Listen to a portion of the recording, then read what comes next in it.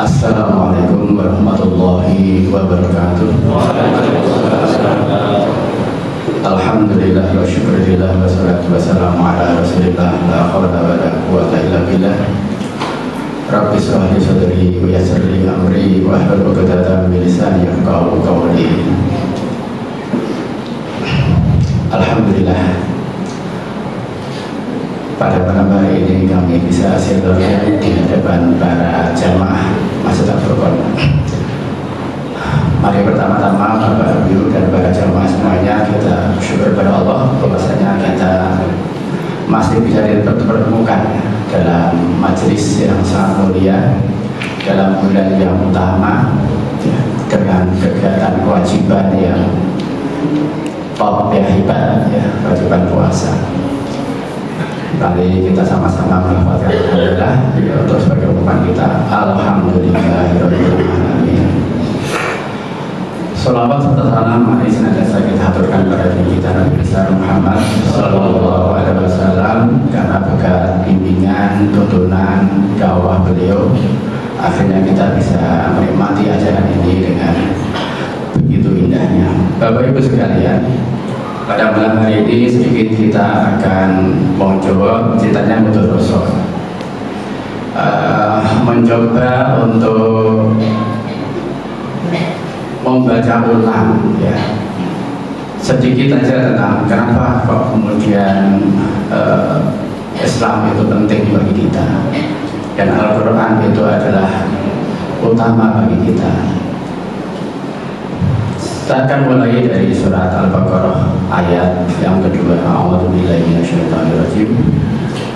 Alif lam mim, dzalikal kitabu la raiba fihi hudan lil muttaqin. Kalau kita perhatikan isi ayat kedua dari surat Al-Baqarah, itu adalah pernyataan tegas, penegasan dari Allah. Kitab ini tidak ada keraguan di dalamnya. Artinya itu jaminan dari yang memberikan informasi bahwa Al-Quran itu kalau memang nggak percaya silahkan bantah, silahkan kaji, silahkan teliti, silahkan buat tandingannya semisal satu ayat pun kalau bisa gitu. Karena apa? Karena informasi berikutnya itu sangat penting. Penting bagi siapa? Bagi tujuan penciptaan manusia. Ya. Dzalikal kitabu la raiba fihi, untuk siapa? Hudal lil muttaqin, sebagai petunjuk bagi orang-orang muttaqin. Gitu. Petunjuk dan muttaqin kata kuncinya. Gitu. Bukan sembarang petunjuk, tapi petunjuk hanya bagi orang-orang yang muttaqin.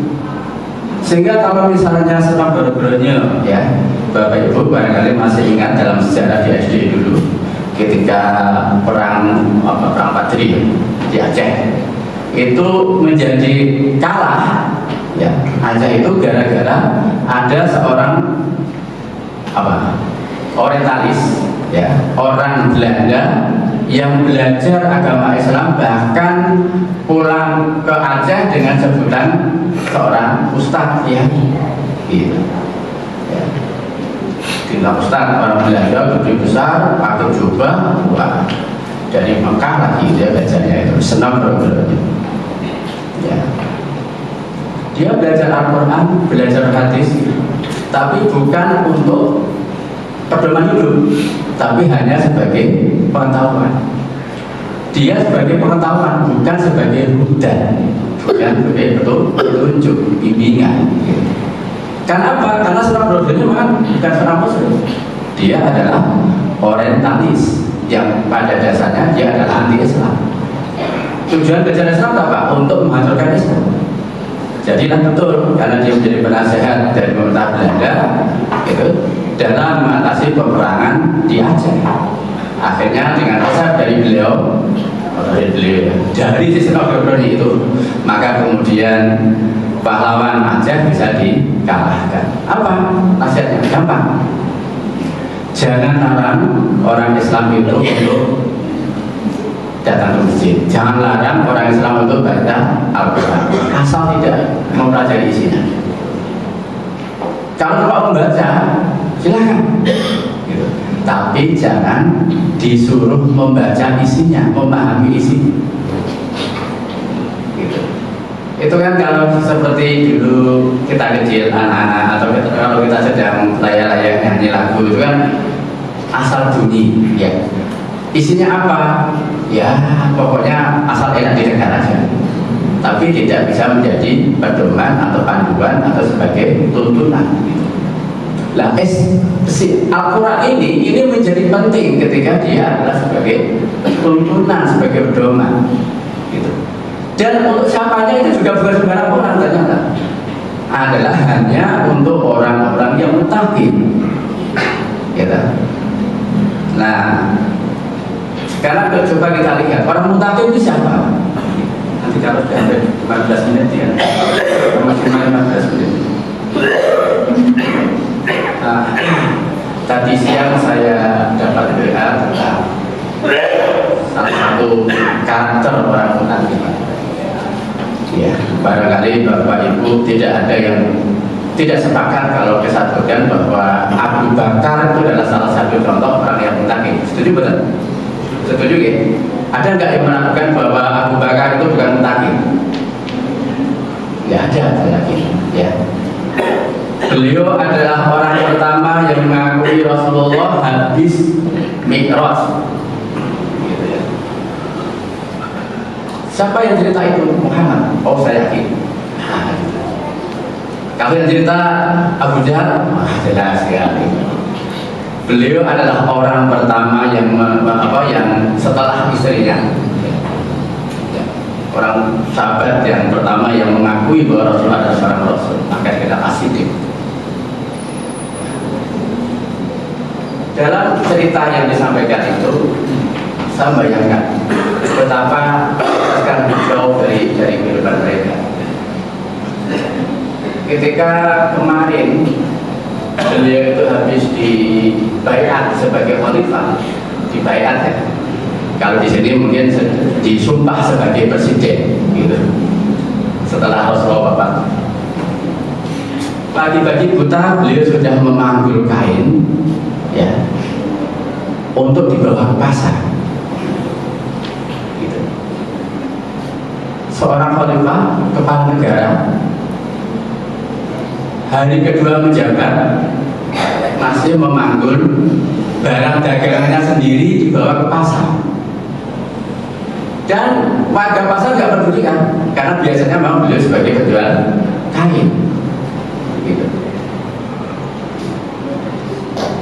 Dan delala Umar lihat, nah, ini kan Abu Bakar. Umar sedang naik unta, langsung menghentikan untanya dan bertanya, nah, Anda kan khalifah, kenapa harus panggul kain mau jualan di pasar? Lalu siapa yang akan ngurusi kami? Siapa yang akan memperhatikan urusan-urusan kami kalau Anda sebagai seorang khalifah masih jualan di pasar? Hei Umar, saya masih punya anak, saya masih punya keluarga. Kalau saya tidak bekerja, lalu mereka akan makan apa? Jadi seorang Abu Bakar itu meskipun sangat dermawan, dia tidak kaya. Ibadah begitu. Ya. Nah, dari situ Umar mikir, iya ya. Nah, terus akhirnya begini, kami nanti akan merapatkan masalah urusan ini supaya Anda sebagai khalifah itu bisa bekerja dengan tenang, ya. Sementara itu Anda urusi, maka kemudian biar urusan masalah keluarga ada yang menanggung. Itu akhirnya dilakukan rapat untuk menentukan tunjangan jabatan, tunjangan biaya hidup, ya. Karena yang diputuskan itu memang hanya biaya hidup, yaitu cukup untuk makan dan pakaian satu potong dalam 1 tahun. Bayangkan. Lah, ketika Abu Bakar tahu dapat tunjangan itu, Abu Bakar menangis. Bayangkan, itu hanya dapat cukup untuk makan sehari-hari aja. Bukan nggak pakai mobil, nggak pakai pom bensin, gitu. Dan pakaiannya pun hanya sedikit. Itu pun Abu Bakar sudah menangis. Umar, bagaimana saya nanti di hadapan Allah kalau ternyata amanah yang diberikan padaku itu saya harus dibiayai dengan dana dari umat. Sampai gini ya, tapi itu ya memang berat ya. Gitu. Singkat cerita, ketika beliau meninggal 3 hari sebelum Bapak, dia panggil anaknya. Putrinya namanya siapa ya? Ya, itu yang dengarnya itu ya. Nah, anakku, coba sekarang lihat apa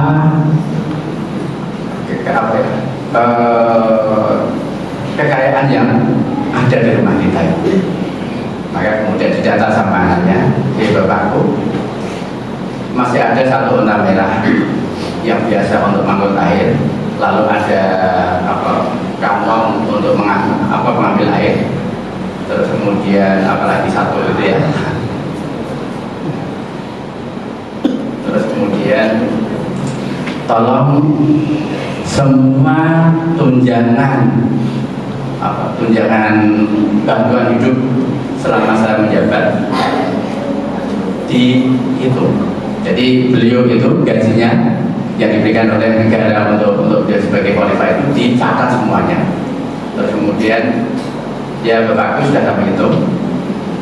Nah, terus dilaporkan sama ke Umar, ke Abu Bakar, terus kemudian Aisyah, tolong ya dihajar nilai itu.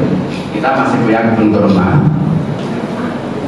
Nah, ini tolong itu kebun kurma itu dijual untuk mengembalikan uang yang selama ini kita gunakan. 3 hari setelah beliau meninggal, putrinya mengantarkan warisan tadi yang ada unta merah, kemudian ada tempat air, kemudian sama baju lusuh yang dipakai beliau selama ini. Kembalikan lagi ke negara, termasuk jumlah uang yang selama ini digunakan. Menerima itu, Umar menangis. Ya Abu Bakar, betapa berat saya menanggung akibat dari kebaikan gitu. Kamu hanya ngasih pekerjaan pada kami. Jadi bayangkan kalau misalnya standar keislaman standarnya Abu Bakar, Umar aja nggak mampu. Gitu. Nah, Bapak Ibu sekalian, coba kita refleksikan sekarang apa yang terjadi di negara kita, apa yang terjadi di rumah kita, apa yang terjadi di para pejabat kita, apa yang ada di rumah kita.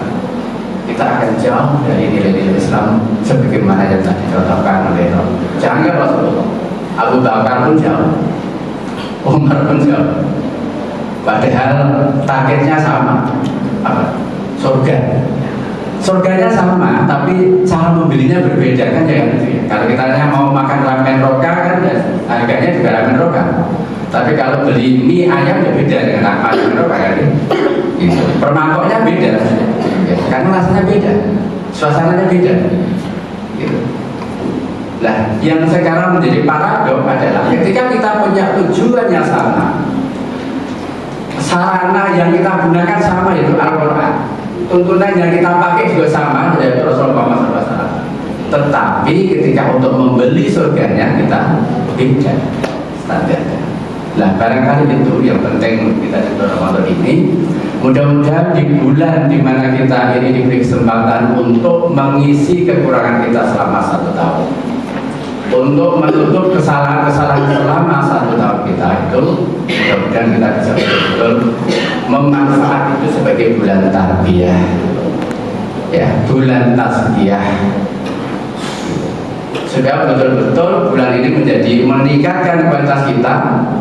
Kalau toh tidak sebaik Abu Bakar tidak sebaik Umar, yang mudah-mudahan kita menjadi orang yang tidak merugikan orang lain, tidak membuat merepotkan orang lain, tapi memberikan manfaat untuk orang lain.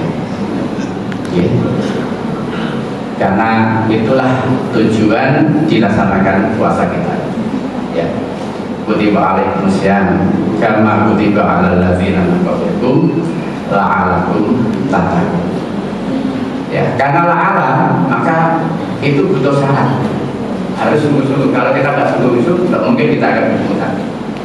Nah, setelah itu insya Allah kita akan menerima Al-Quran sebagai panduan pedoman kehidupan kita, sehingga Al-Quran nanti akan bisa mewarnai kehidupan kita, keluarga kita, masyarakat kita, dan insya Allah demikian Islam akan menjadi lebih baik dan akan menjadi penerang bagi seluruh umat manusia, sebagaimana yang telah dicontohkan oleh Yahya Adalan ketika mengajarkan Islam sebagai tuntunan dan sebagai ajaran kehidupan, mengentaskan kemiskinan dan menjauhkan dari kesesatan.